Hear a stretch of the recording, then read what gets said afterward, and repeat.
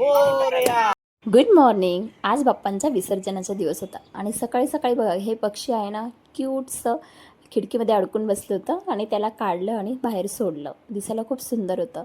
त्यानंतर मग आज ना दुपारी छान असं पदार्थ बनवायचे होते. त्यामध्ये तळणीचे मोदकही बनवायचे होते.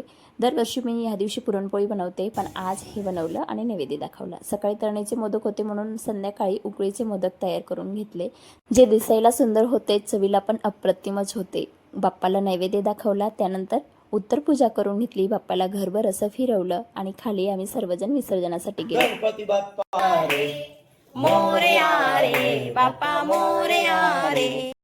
विसर्जनाच्या ठिकाणी तर जवळच होतं म्हणून मग पायी सर्वजण गेलो. बाप्पाचे 5 दिवस किती पटापट निघून गेले. रोज छान छान प्रसाद बनवायचा आणि घरामध्ये रोजच्या आरत्या, किती मन प्रसन्न राहायचं, घरातही प्रसन्न वातावरण राहायचं.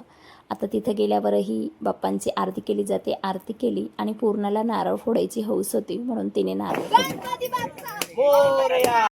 सर्वांना नारळाचा मोदकचा प्रसाद दिला आणि घरी आल्यानंतर बाप्पाची जागा एकदम सुनी वाटत होती. एव्हा चांगला वाटतो, जावा अजिबात चांगला वाटत नाही. किती आनंदाने सजवत असतो, पण हे सर्व काढायची अजिबात इच्छा होत नाही. तर असा होता आजचा दिवस. आवडला तर लाईक करा आणि जर तुम्ही सबस्क्राईब केलं नसेल तर सबस्क्राईब करा. चला भेटूया.